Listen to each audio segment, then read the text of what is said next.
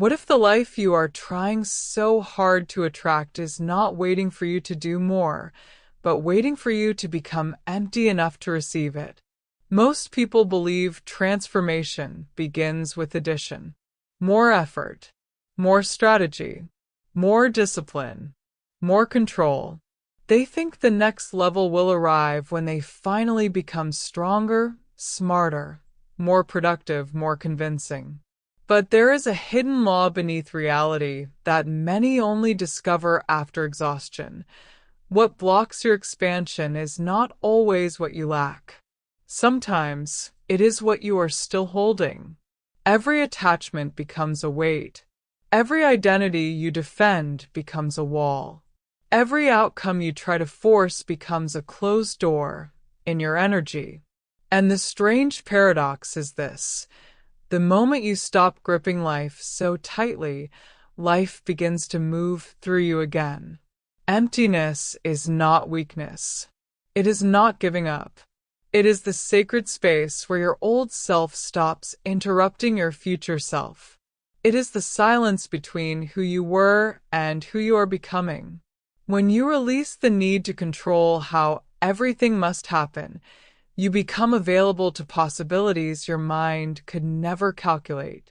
And this is where reality begins to reorganize, not because you forced it, but because you finally stopped blocking the flow. Have you ever noticed how the more you want something, the more it seems to slip away? It feels almost unfair.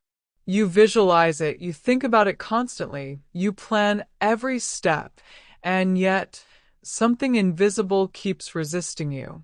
What if the very intensity of your desire is the thing standing in your way?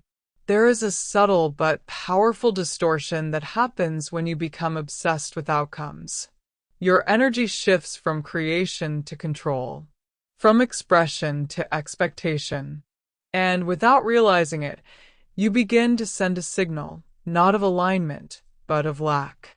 When your focus is fixed on results, views, money, recognition, validation, you are no longer present. You are projecting yourself into a future that doesn't yet exist, while internally reinforcing the idea that what you want is not here.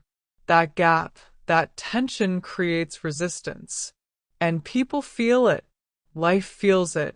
It shows up as pressure in your voice, urgency in your actions, and a quiet need beneath everything you do. Even if your words say, "I'm confident," your energy whispers, "I need this to work." But reality doesn't respond to what you say. It responds to what you are. And the moment you stop chasing the outcome, something unexpected begins to happen. Because when you release the grip on results, you don't lose power. You recover it. If this is already shifting how you see yourself, make sure to subscribe and like the video. This channel is designed to help you realign your energy and transform your reality. What if the results you keep chasing are not determined by what you do, but by what you radiate? There is a deeper architecture to reality that most people overlook. It doesn't operate through effort alone. It responds to resonance, to frequency, to the invisible emotional and energetic patterns you carry into every moment. Think about it. Have you ever met someone who didn't seem to try very hard, yet everything seemed to flow toward them? Opportunities, attention, connection, it all arrived naturally.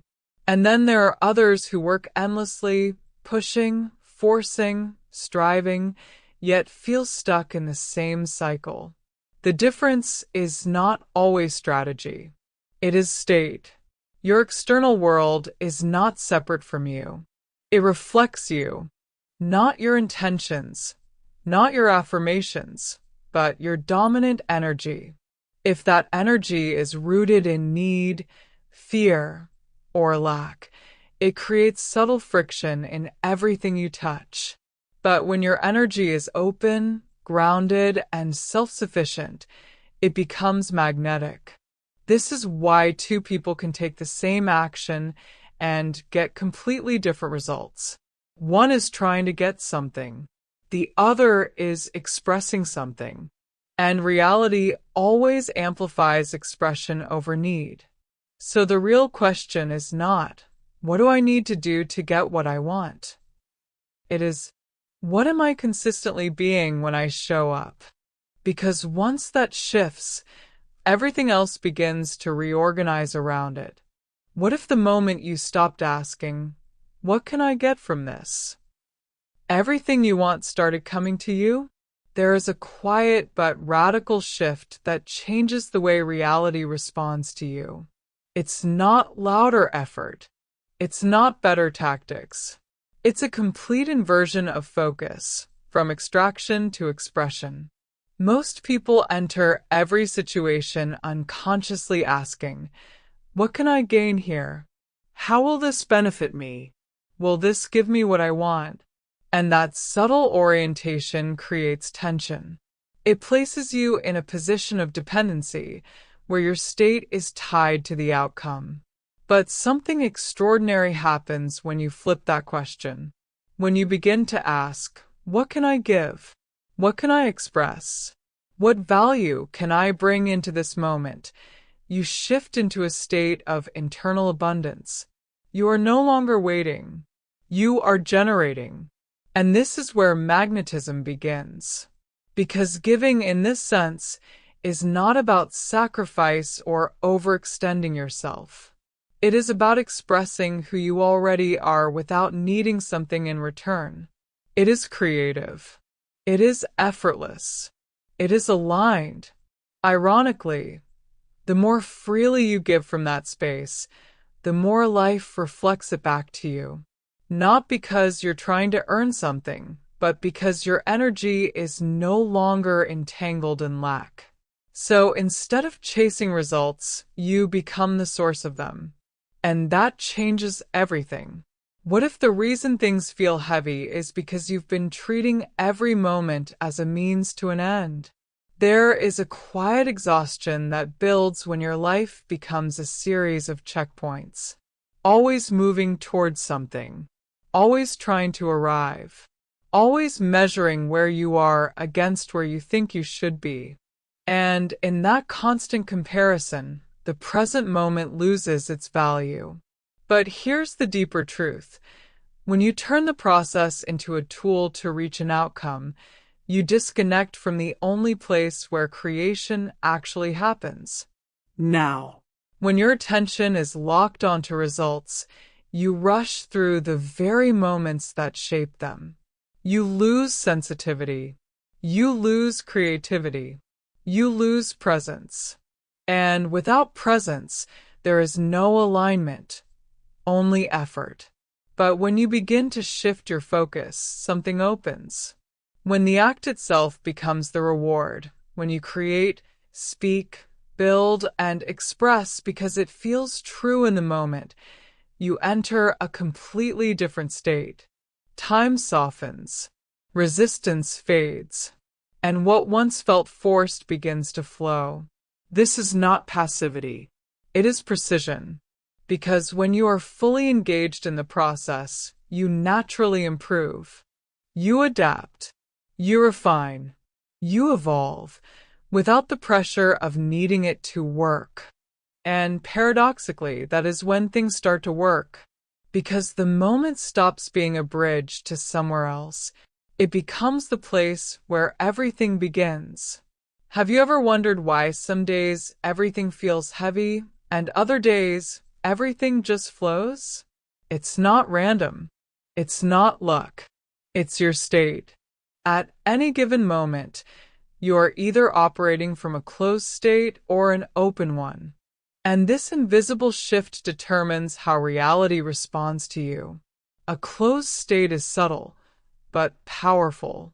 It feels like pressure. Control. Overthinking. It's the need to make things happen, to secure outcomes, to avoid failure. Your body tightens, your mind speeds up, and your energy contracts. In this state, Even simple actions feel heavy because you are pushing against life instead of moving with it. An open state feels completely different. There is space, curiosity, lightness. You are not trying to control every variable. You are present, responsive, creative. Instead of forcing results, you are allowing them to emerge. And from this place, your natural intelligence activates. You see opportunities you would normally miss. You connect in ways that feel effortless. Growth does not come from force. It comes from openness. Because when your energy is open, you are no longer resisting what is. You're working with it, and that creates momentum without pressure. So the real question becomes not, what should I do next? But from what state am I about to do it? Because that changes everything that follows. What if the resistance you feel isn't coming from the outside, but from the parts of you you've learned to suppress? From a very early age, most people begin to edit themselves. They adjust their tone, filter their thoughts, reshape their behavior, slowly moving away from what feels natural in order to fit what feels accepted. And over time, this becomes automatic. You stop noticing it, but your energy does not. Every time you silence a truth, hold back an instinct, or perform a version of yourself that doesn't feel real, something inside you tightens. Not dramatically, subtly. And that subtle tension accumulates, creating friction between who you are and how you show up. This is where flow breaks, because flow is not something you achieve through effort. It is something you return to when there is no internal resistance. And nothing creates more resistance than pretending. Authenticity is not about being loud or expressive in a certain way. It is about alignment. When what you feel, what you think, and what you express begin to match, your energy stabilizes. And when your energy stabilizes, your actions become clean, direct, and powerful. People feel it. Opportunities respond to it. Not because you are trying harder, but because you are no longer divided within yourself. And the moment that inner division dissolves, flow returns naturally. What if the version of you that could create everything you want is not ahead of you, but behind you?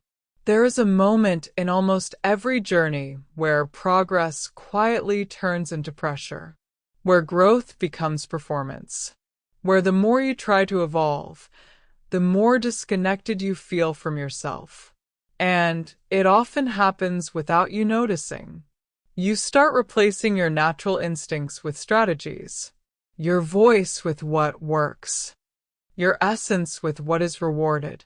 And while this may bring temporary results, something deeper begins to fade, the very energy that once made you powerful. Because your core identity, your original way of thinking, feeling, expressing is not random. It is the foundation of your unique signal in the world. When you abandon it, you don't become more effective. You become fragmented. Reowning your identity is not about going backwards. It is about reclaiming what was always true before you learned to doubt it.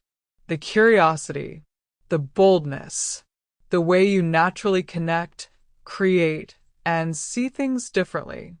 And when you return to that place, something shifts. Your actions become lighter. Your decisions become clearer. Your energy becomes coherent again. You stop trying to become someone else and start operating as who you were always designed to be. And from that alignment, reality doesn't feel like something you have to force. It begins to respond to you. What if the reason things feel forced is because you're trying to become someone you were never meant to be?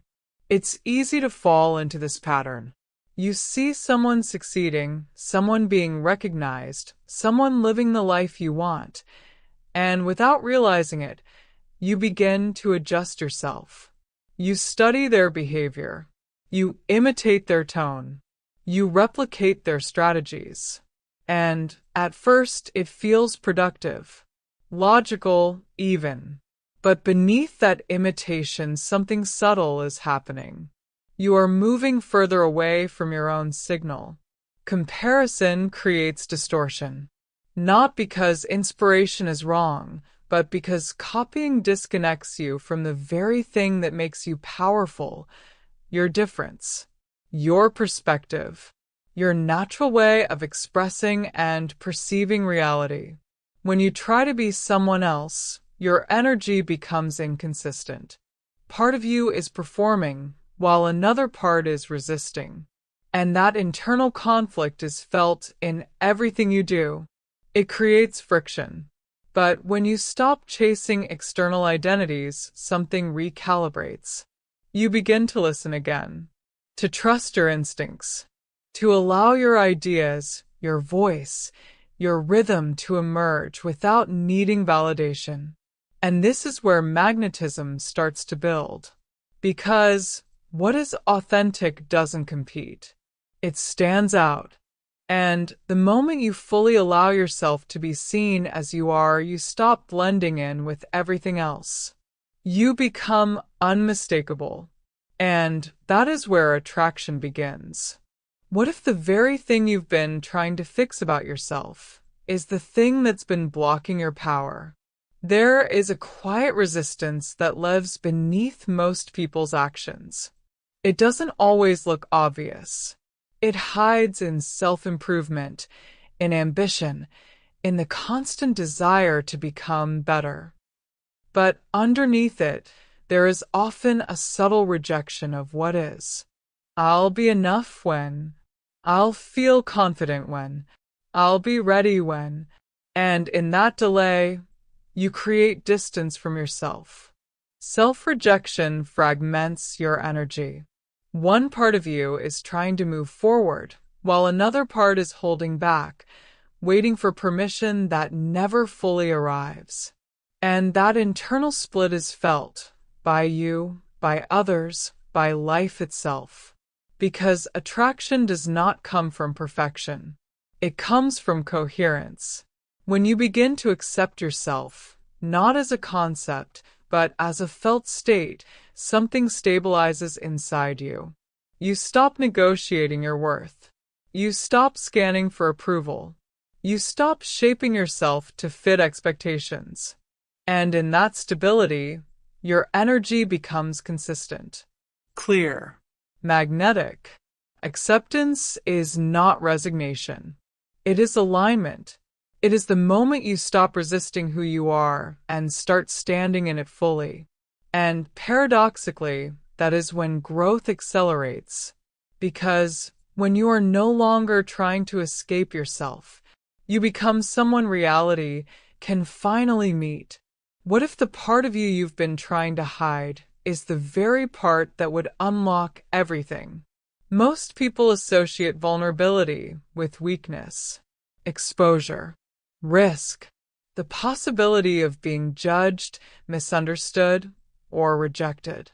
So they build layers, controlled expressions, guarded responses, emotional filters designed to keep them safe. And for a while it works, but that safety comes at a cost. Because every wall you build to protect yourself also blocks the flow of energy through you. It limits how deeply you can connect, how freely you can express, and how fully you can be seen. And over time, that restriction creates a quiet disconnection, not just from others, but from yourself. Vulnerability is not about oversharing or losing boundaries. It is about allowing what is real within you to exist without resistance. It is the willingness to feel without immediately controlling, to express without immediately editing. And when you do this, something shifts. Your energy opens. The tension you've been carrying begins to dissolve. Your presence becomes softer, but stronger, more grounded, more human, more real. And that authenticity creates a depth that cannot be manufactured. People don't connect to perfection. They connect to truth. And when you allow yourself to be seen without armor, you invite a different level of interaction, one that is based not on performance, but on resonance. Because the moment you stop hiding, you start allowing life to meet you where you truly are. What if the reason things feel so heavy is because you're trying to control what was never meant to be controlled? The ego has a simple mission: predict, protect, and control. It scans for certainty, tries to map every outcome, and pushes you to act in ways that reduce risk. And at a surface level, this seems useful, logical even. But when control becomes your default state, it quietly disconnects you from flow. Because life does not respond well to force. When you try to control timing, reactions, outcomes, or how others perceive you, your energy tightens. You begin to overanalyze, overcorrect, overextend. And in doing so, you create resistance not only within yourself, but in the very experiences you're trying to shape. You might still get results, but they feel heavy, delayed, incomplete. Letting go of control is not about becoming passive or careless. It is about shifting from force to trust, from prediction to presence. It is the ability to act with clarity and then release the need to micromanage what happens next. And this is where something unexpected happens. When you stop trying to orchestrate every detail, your awareness expands. You begin to notice opportunities you would have missed. You respond instead of react. You move with life instead of against it. Because control creates tension, but trust creates movement. And the moment you release the illusion that you need to control everything, you begin to experience how much was already working in your favor. What if the results you've been chasing are simply reflections of the identity you've been unconsciously maintaining? Most people try to change their lives by changing their actions. They push themselves to do more, to be more disciplined, to follow better strategies. And while that can create temporary shifts, it rarely lasts. Why? Because action without identity alignment creates friction. You can force new behaviors for a while, but if your internal sense of self doesn't match those behaviors, your system will eventually pull you back to what feels familiar. Not what is best, but what is known. This is why real transformation doesn't start with what you do. It starts with who you are being.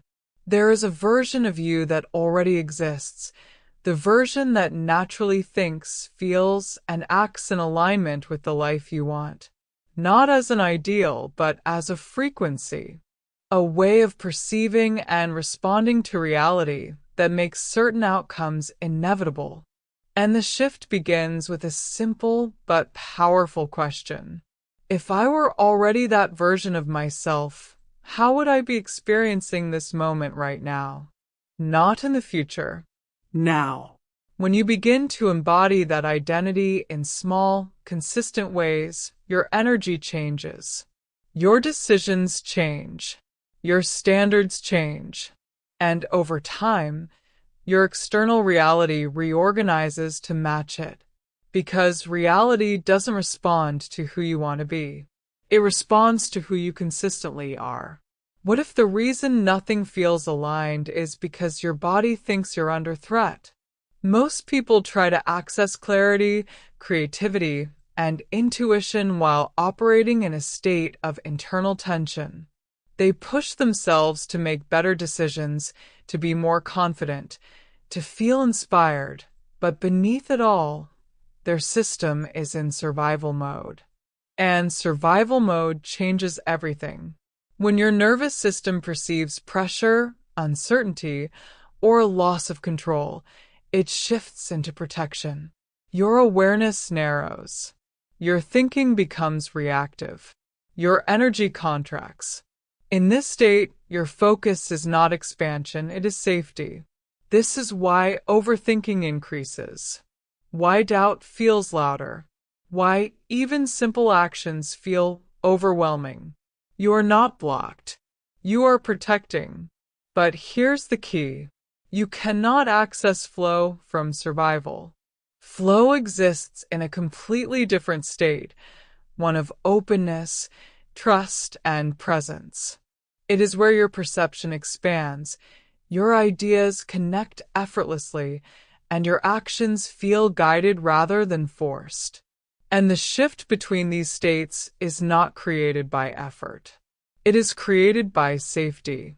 The moment your body no longer feels like it has to defend, control, or anticipate danger, your energy begins to open. Your breath deepens. Your mind slows down. And something else takes over, something more intuitive, more fluid. So instead of asking, how do I perform better? Ask yourself, am I operating from protection or from possibility? What if the clarity you've been searching for isn't something you need to find, but something you need to make space for? Most people are constantly filling their minds. Information, opinions, content, noise. There is always something playing in the background, something to watch, to scroll, to consume. And while it feels productive, even comforting, it quietly blocks something essential. Because insight does not emerge in noise. It emerges in space. When your attention is always occupied, your inner signal gets drowned out. You lose sensitivity to your own intuition, your own rhythm, your own truth. You begin to rely more on external input than internal awareness. And over time, that disconnection creates confusion. Not because you don't know what to do, but because you can no longer hear it. Stillness is not empty. It is alive. It is the environment where your mind resets, where your nervous system regulates, where deeper patterns begin to reveal themselves. It is where clarity rises without force. And yet, most people avoid it, because in stillness, there is nowhere to escape. You meet your thoughts, Your emotions, the parts of yourself that have been buried under constant distraction. But beyond that initial discomfort, something opens. A quiet intelligence, a sense of direction, a deeper trust. Because when you reduce external noise, you amplify internal alignment. And from that place, your next step doesn't need to be figured out. It becomes obvious. What if the reason your mind feels so overwhelming is because you've been trying to control it instead of understanding it? Most people believe that to gain clarity, they need to think more, analyze more, solve more. But the harder you try to control your thoughts, the louder they seem to become. It turns into a loop, one thought triggering another, each one demanding attention, each one pulling you further away from stillness. And the more you engage, the more real they feel. But here's something most people never consider. Not every thought deserves your participation. Your mind generates patterns based on past conditioning, memory, fear, and repetition. It doesn't filter truth from distortion. It simply produces. And when you identify with every thought that appears, you become entangled in a constant internal reaction. This is where resistance builds. But when you shift from thinking to observing, something changes. You begin to see your thoughts instead of becoming them. You notice the patterns, the repetition, the emotional charge, without needing to fix, judge, or suppress them. And in that observation, a space opens. A space between you and what you're experiencing. That space is freedom. Because the moment you are no longer fused with every thought, their power begins to dissolve. They pass through instead of taking over. And your awareness becomes steady, grounded, clear. So instead of asking, "How do I stop thinking?" ask yourself, "What happens when I simply watch?" What if the real power is not in thinking positive, but in no longer being controlled by what you think? Most people move between two extremes. They either get pulled into negative thoughts, reacting emotionally to everything that arises, or they try to force positivity, replacing one thought with another, hoping to override what they feel. But both approaches keep you entangled, because whether you resist a thought or try to replace it, you are still giving it energy. Neutrality is different. Neutrality is the state where you stop assigning meaning to every internal experience. Thoughts arise, and instead of labeling them as good or bad, right or wrong, helpful or harmful, you allow them to exist without attachment. At first, this can feel unfamiliar, almost like you're doing nothing. But something subtle and powerful begins to happen. When you stop reacting, your nervous system relaxes. The emotional charge behind your thoughts begins to fade. Patterns that once felt intense start to lose their grip, not because you fought them, but because you stopped feeding them. And in that space, clarity emerges. Not forced clarity, natural clarity. You begin to see situations more objectively. You respond instead of react. You act from awareness instead of impulse. Neutrality is not indifference. It is stability. It is the state where you are no longer pulled by every internal or external stimulus. And from that grounded center, you gain the ability to choose instead of being driven. What if the reason your problems keep repeating is because you've been trying to solve them from the same state that created them? It's a pattern most people don't notice. Something feels off, so they think harder, analyze deeper, revisit the same thoughts, the same perspectives, the same emotional reactions, hoping to find a different answer. But the perspective doesn't change, because the state doesn't change. Your mind can only generate solutions within the limits of its current awareness. If that awareness is shaped by fear, pressure, or past conditioning, every solution will carry the same energy as the problem itself. That's why it feels like you're moving, but not progressing. Real change doesn't come from pushing harder within the same level. It comes from stepping out of it. And that requires space. The moment you detach, even briefly, from the urgency to fix, something shifts. Your nervous system softens. Your perception expands. You begin to see angles that were invisible before, not because they appeared, but because you became available to them. This is why breakthroughs often happen when you stop trying. In the shower, on a walk, in silence. Not because the problem solved itself, but because you finally accessed a higher level of awareness. So instead of asking, "What's the solution?" ask yourself, "From what state am I trying to solve this?" Because once that changes, the solution becomes obvious. What if the results you're trying to force are simply waiting for your energy to align first? Most people reverse the natural order of creation. They believe results come from action alone, so they push, strive, and repeat behaviors hoping something will finally shift. And when it doesn't, they assume they need to do more. More effort, more strategy, more pressure. But beneath that effort, there is often misalignment.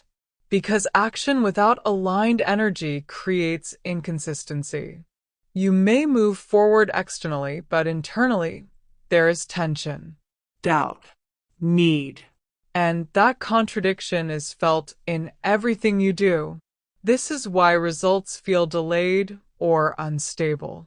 Energy always comes first, not in a mystical sense, but in a foundational one.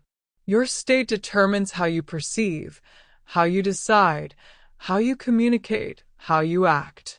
It shapes the quality of every interaction, every opportunity, every response you receive. When your energy is contracted, your actions reflect it. When your energy is open, your actions carry that openness, and reality responds accordingly. This is why two people can follow the same steps and experience completely different outcomes. One is operating from alignment. The other is trying to compensate for its absence. So instead of asking, "What should I do to get results?" Pause. and ask, "What is the state from which I'm about to act?" Because when that state shifts, your actions stop feeling forced, and your results stop feeling accidental. What if the life you keep trying to reach can only be experienced in the moment you keep overlooking? Most people are living in a constant projection. Their mind is either replaying the past or anticipating the future. What went wrong, what needs to happen, what could go better next time. And in that movement, something essential is lost. Presence. It sounds simple, almost obvious. But true presence is rare. Because to be fully here means letting go of the idea that fulfillment exists somewhere else. It means releasing the belief that there is better than here. And for many, that feels uncomfortable because it removes the illusion of control over time. But here's the deeper truth. There does not exist without here. Every future you imagine is built from the quality of your present state. If your present is rushed, distracted, and incomplete, your future will carry that same pattern, no matter how much you achieve. Presence is not passive. It is the most active state you can enter. It is where your awareness sharpens, where your senses open, where your actions become precise and intentional.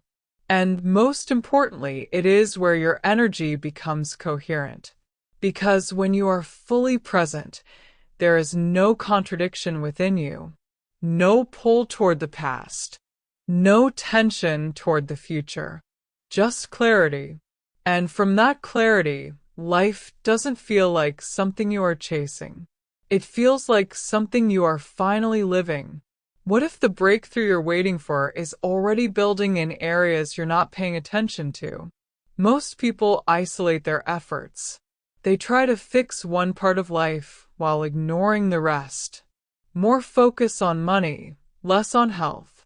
More focus on relationships, less on purpose. They treat growth as something compartmentalized, as if each area operates independently. But life doesn't work that way. Your state is not divided. Your energy is not selective. When something shifts within you, it doesn't stay contained. It spreads. This is the flywheel effect. A small, aligned action in one area begins to generate momentum. That momentum builds confidence. That confidence influences how you show up elsewhere. Your communication changes. Your decisions sharpen. Your energy becomes more consistent. And suddenly, things that once felt separate begin to connect. You start to notice that improving your internal state affects your external results. That showing up more authentically in one space changes how you are perceived in another. That clarity in one decision reduces confusion in others. This is not coincidence. It is coherence. Because when you are aligned internally, every area of your life begins to reflect that alignment. Not all at once, but progressively, naturally, without force. So instead of trying to fix everything at once, Focus on one area where you can show up with clarity, presence, and authenticity. Because once the wheel starts turning, it doesn't just move forward. It builds momentum across everything. What if the tension you feel is coming from trying to hold together something that needs space to breathe? There is a subtle habit most people develop without noticing. When something matters, especially in relationships, they begin to tighten their grip. They try to predict reactions, manage outcomes, influence how they are perceived. They adjust their behavior, their timing, even their truth, all in an attempt to maintain connection. And at first, it feels like care. But over time, it becomes control. And control, no matter how well-intentioned, creates resistance. Because the moment you try to manage what is outside of you, your energy shifts from grounded to dependent. You begin to monitor instead of express, to anticipate instead of trust. And that quiet shift is felt by the other person, by the situation, by life itself. It creates pressure where there should be space. Letting go in this context is not about withdrawing or becoming indifferent. It is about returning to your center, acting from truth without needing to secure a specific response, allowing others the freedom to respond as they will without making it a reflection of your worth. And something surprising happens when you do this. The tension dissolves. Connection becomes lighter, more honest, more real, because attraction does not grow under pressure. It grows in openness. So instead of asking, "How do I make this work?" ask yourself, "What am I trying to control that I need to release?" What if the reason something isn't working is not because you're failing, but because you're forcing energy where it no longer wants to move? Most people are taught to push through resistance, to insist, to persist no matter what. And while persistence has its place, there is a deeper intelligence that often gets ignored, the intelligence of flow. Not everything is meant to be forced. There are moments in life where effort feels natural, where progress unfolds with a certain ease. Conversations click. Ideas come alive. Opportunities align without strain. And then there are areas that feel heavy, blocked, resistant, no matter how much effort you apply. The mistake most people make is trying to fix the resistance by applying more force. But force does not create flow. It amplifies friction. Redirecting your focus is not about avoidance. It is about awareness. It is recognizing where your energy is being received, where it is expanding, where it is naturally building momentum, and choosing to invest more of yourself there. Because energy grows where it is allowed to move. And when you nurture what is already flowing, something begins to expand. Confidence builds. Clarity increases. Your state shifts. And from that elevated state, even previously blocked areas can begin to soften. This is the paradox. You don't unlock everything by pushing against what's closed. You unlock everything by moving with what's open. So instead of asking, "Why isn't this working?" ask yourself, "Where is life already moving that I'm not fully trusting?" What if the moment you stop chasing is the moment everything begins to move toward you? It sounds counterintuitive, almost contradictory to everything you've been taught. Work harder, want it more, stay focused on the goal. But there is a deeper principle at play, one that operates beyond effort. Attachment creates resistance. The tighter you hold on to something, the more your energy contracts around it. You begin to monitor, to anticipate, to depend on the outcome. And in doing so, you send a subtle signal. This is missing. this is not here yet. And reality responds to that signal. Not your words, not your intentions, your state. Letting go is not about losing desire. It is about releasing the emotional dependency on the result. It is the ability to want something deeply without needing it to feel complete. And that shift changes everything, because when you are no longer attached, your energy opens. You become less reactive, more grounded, more present. Your actions become cleaner, your communication more natural, your presence more attractive. You stop chasing and start allowing.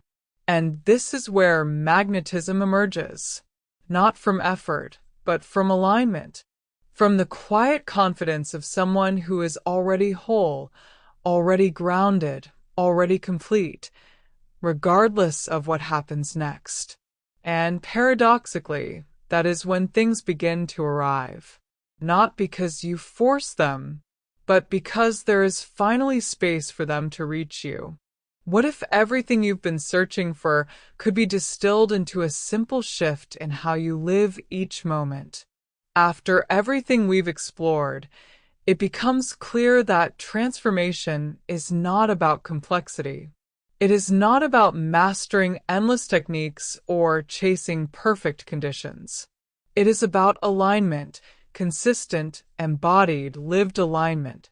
There is a quiet formula beneath it all. First, embrace the process, not as a step toward something else, but as the experience itself.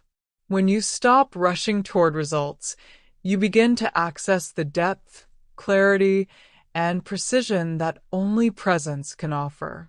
The moment stops being a tool and becomes your power. Second, own your authentic self. Not the version shaped by expectation, comparison, or fear, but the one that feels natural, grounded, and true. When you stop editing who you are, your energy stabilizes. And from that stability, your expression becomes magnetic. Third, create space and neutrality. Allow thoughts, emotions, and experiences to move without resistance. Observe without judgment. Release the need to control, because in that openness, your system recalibrates, your awareness expands, and your reality begins to reorganize. This is not a one-time shift. It is a way of being, and the more consistently you return to it, the more your life begins to reflect it quietly, naturally, inevitably. So now the question is no longer, how do I make it happen? But, am I willing to live this right now? If this shifted something inside you, don't let it stay just as insight. Turn it into action. Subscribe to the channel, like this video, and share it with someone who needs this message. Because the more you reinforce the state, the more your reality begins to reflect it.